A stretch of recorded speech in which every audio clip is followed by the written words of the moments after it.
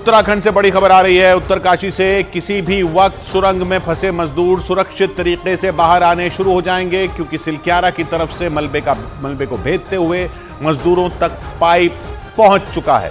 मतलब 12 नवंबर से सुरंग में फंसे अलग अलग राज्यों के 41 मजदूरों को टनल से निकालने का काउंटडाउन शुरू हो चुका है। मजदूरों को बाहर निकालने के लिए एनडीआरएफ की टीम ने भी पूरी तैयारी कर ली है। पाइप के जरिए सुरंग में दाखिल होने के लिए एनडीआरएफ के जवान ऑक्सीजन सिलेंडर के साथ वहां पहुंच चुके हैं। प्लान के तहत पाइप के रास्ते एनडीआरएफ के जवान टनल के अंदर सुरंग में उस जगह पहुंचेंगे जहां मजदूर फंसे हुए हैं। इसके बाद उसी पाइप के जरिए मजदूरों को एक एक करके बाहर निकाला जाएगा।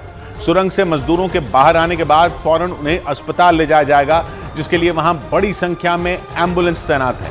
उत्तरकाशी और देहरादून के अस्पतालों के साथ ऋषिकेश एम्स को भी अलर्ट पर रखा गया है। प्रियंका कांडपाल वहीं से हमारे साथ जुड़ रही हैं। प्रियंका, तो पाइप अंदर पहुंच चुका है, जो चौड़ा वाला पाइप था वो मजदूरों तक पहुंच चुका है मलबे को भेदते हुए। अभी किशोर ये बताया जा रहा है कि उसमें थोड़ा सा ही समय रह गया, किसी भी घंटे में ये खबर सामने आ जाएगी। अभी बताया जा रहा है कि 45 से 50 मीटर का जो रास्ता है वो तकरीबन पूरा कर लिया गया है। 800 mm के डायामीटर से ये जो पाइप बिछाई जा रही है उसके लिए अब तैयारियां जो है वो तेज हो चुकी हैं। वेल्डिंग भी हमें दिखती हुई नजर आ रही है। तो अब माना जा रहा है कि किसी भी वक्त जो है, किसी भी घंटे में, आधे घंटे में, 1 घंटे में ये खबर आ जाएगी कि टनल जो दूसरा एंड है, जो मलबे के पार मजदूर फंसे हुए हैं, वहां तक ये जो रेस्क्यू पाइप बिछाई जा रही है वो पहुंच गई और एनडीआरएफ की टीम ऑलरेडी अंदर है। प्रियंका इसको यहां समझते हैं। मतलब ये जो मोटा वाला चौड़ा वाला जो पाइप है जिसके जरिए उनको निकाला जाएगा, जिसमें से एक आदमी आराम से घुस सकता है लेट के, वो वाला पाइप बिल्कुल पूरे मलबे को क्रॉस करते हुए लगभग उन तक पहुंच चुका है जहां मजदूर हैं।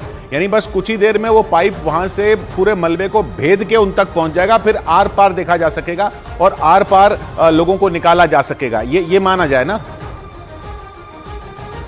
जी बिल्कुल। और अब माना जाए तो तकरीबन 7 मीटर की ही तकरीबन की दूरी रह जाएगी, यानी कि एक आखिरी पाइप जिसको लगाना है। देखिए किशोर, ये ना टेलीस्कोपिक मेथड से हुआ, यानी कि पहले 900 mm के पाइप है बाहर, उसके बाद ये 800 mm के पाइप डाले गए हैं, जिससे कि किसी भी तरीके की डिफिकल्टी ना हो। तो अब ये तकरीबन 7 मीटर का, यानी कि एक और पाइप का खेल रह गया है, जिसकी वेल्डिंग होते हुए हमने देखी है। वेल्डिंग होने के प्रोसेस के बाद थोड़ा सा इंतजार किया जाता है कि वो ठंडा हो और उसके बाद फिर से कटर की मदद से जो ऑगरिंग है उसको शुरू किया जाता है। तो बस अब किसी भी वक्त ये खबर आ सकती है कि फाइनल पाइप डल गया है और मजदूरों को अब बार-बार देखा जा रहा है। मतलब ये जो एक लंबा पाइप हम मान रहे हैं, ये अलग अलग टुकड़े जोड़ के आगे बढ़ाया जा रहा है। मतलब एक कितने मीटर का पाइप है, वो पहले अंदर घुसाया, फिर उसके पीछे वेल्डिंग की और पाइप अंदर घुसाया, उसके पीछे वेल्डिंग की और पाइप अंदर घुसाया। ऐसे करते करते पूरा मलबा क्रॉस किया जा रहा है। और अब आप कह रहे हैं आखिरी टुकड़ा जो है, आखिरी टुकड़ा 7 मीटर लंबा है।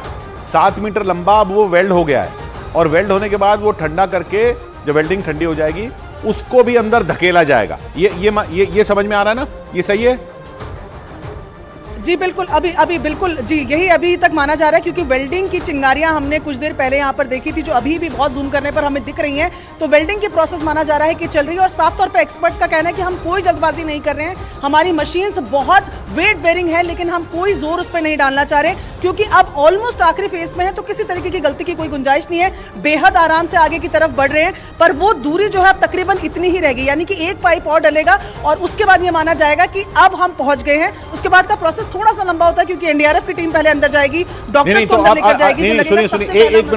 एक मिनट प्रियंका, तो आप कह रही हैं कि आखिरी टुकड़ा जो है पाइप का वो रह गया है, वो बस धकेला जाएगा तो पाइप आर पार हो जाएगा। अब जब पाइप आर पार हो जाएगा, उसके बाद उधर से मजदूर नहीं खींचे जाएंगे, इधर से पहले जवान जाएंगे बाहर से।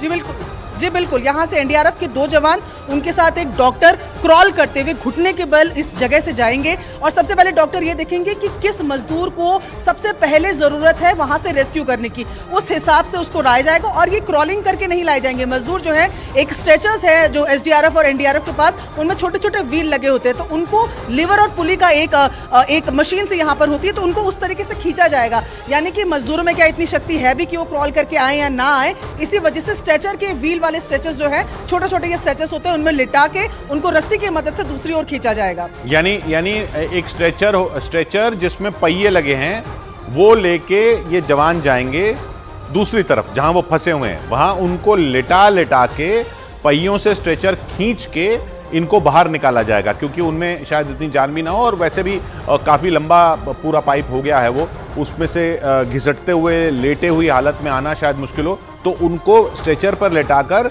पहिया है उस स्ट्रेचर पे और उस स्ट्रेचर को खींचा जाएगा। ये कब शुरू होगा? बस कुछ ही देर में।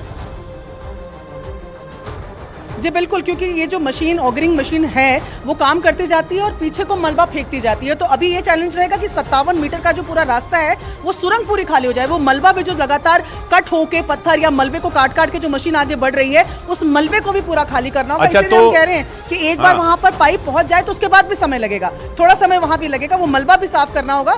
उसके बाद एनडीआरएफ और डॉक्टर्स वहां पर सबसे पहले पहुंचेंगे। हाँ, तो ये एक बड़ी अहम बात प्रियंका ने बताई कि ये मशीन जो है, ये जब आप पाइप अंदर धकेल रहे हैं तो मलबा उधर उस तरफ नहीं जा रहा है जहां मजदूर हैं, ये मलबा पीछे खींचती हुई जा रही है मशीन। मतलब पाइप अंदर जाता है, मलबा पीछे की तरफ से बाहर आता है, यानी वो जब पाइप अंदर जाता है तो जिस मलबे को काटता है वो दूसरी तरफ मजदूरों की तरफ नहीं गिरेगा, वो इधर बाहर की तरफ गिर रहा है। यही है ना प्रियंका? जी जी जी जी, ये ऑगरिंग मशीन इसी तरीके से डिजाइन की जाती हैं और इसी तरीके से इसीलिए इनका इस्तेमाल यहाँ पर किया जा रहा है, क्योंकि आगे की तरफ और लोड ना बढ़े, पीछे की तरफ ये मलबा फेंकती हैं। तो ऐसे में सुरंग आप मानिए कि पाइप टू पाइप जोड़े हुए 6-6 मीटर के एक एक पाइप है, तो मलबा पीछे की तरफ जाता जा रहा है। तो ये भी एक चैलेंज है कि उसको भी साफ करना है ताकि एनडीआरएफ के लिए भी रूट बने। और एनडीआरएफ की तैयारी, ये जो ऑक्सीजन सिलेंडर्स हैं, ये जो स्ट्रेचर्स लेकर वो पहुंचे, जो रस्सियां लेकर पहुंचे, इसीलिए पहुंचे क्योंकि इन तीनों का ही इस्तेमाल फेज 1 में ही हो जाएगा। जैसे ही एनडीआरएफ के जो जवान है वो अंदर जाएंगे, वो ऑक्सीजन सिलेंडर लेकर जाएंगे, रोप की मदद से उस स्ट्रेचर को बांधेंगे और एक एक करके मजदूरों को वहां से दूसरी तरफ लेकर आएंगे। किशोर, अच्छा, ये कितना लंबा हो गया पूरा पाइप? टुकड़े जोड़ जोड़ के 6-6 मीटर के टुकड़े जोड़ जोड़ के उसको अंदर धकेला जा रहा है, तो कितना लंबा हो गया यहां से लेकर वहां तक? जी देखिए, जो आखिरी ऑफिशियल जानकारी हम तक पहुंचाई गई थी तब ये कहा गया था कि 45 मीटर पार हो चुका है, लेकिन इस बात को अब तकरीबन 3 घंटे से ज़्यादा का समय हो गया है और हम जो कैलकुलेट कर पा रहे हैं तो उसमें 1.5 मीटर पर आवर की स्पीड से बढ़ रहा है। तो अभी ये माना जा रहा है कि तकरीबन 50 मीटर के लगभग या 48 से 50 मीटर्स के बीच में ये पहुंच गया होगा और ये आखिरी की वेल्डिंग को शुरू किया जा रहा है ताकि एक आखिरी पाइप डाला जा सके। जिस तरीके से मैं लगातार बता रही हूँ कि ये 6-6 मीटर के पाइप है, लेकिन बड़े पाइप्स को भी लेकर आए गए, जैसे कि आखिरी जो स्ट्रेच रहेगा वो तकरीबन 7 मीटर का रहेगा, तो उसके लिए बड़े पाइप्स भी लेकर आए गए हैं, गैस कटर्स भी लेकर आए हैं ताकि पाइप को अगर छोटा करना पड़े तो उसके लिए छोटा किया जा सके, लंबे पाइप को भेजना है तो लंबा किया जा सके। तो अब ये माना जा रहा है कि तकरीबन 48 to 50 मीटर्स जो है वो क्रॉस हो चुका है और नए के लिए वेल्डिंग का काम चल रहा है। किशोर, तो ये 50 मीटर से ज्यादा का पाइप होगा, 50 मीटर से ज्यादा का बड़ा पाइप होगा जिसके अंदर से आदमी निकाले जाएंगे और पहले जवान जाएंगे, डॉक्टर जाएंगे, स्ट्रेचर जाएगा, उनको लिटा के वहां से भेजेगा। तो अभी 41 अंदर फंसे हुए हैं और वो जब पाइप पूरा बन जाएगा तो वो 2-3 लोग यहाँ से और जो जाएंगे वो 44 लोग हो जाएंगे, फिर वो एक एक करके 44 लोग वापस आएंगे। प्रियंका, बने रहिए आप हमारे साथ। ये पूरा इसका इंतजार कर रहा, पूरा देश इंतजार कर रहा है।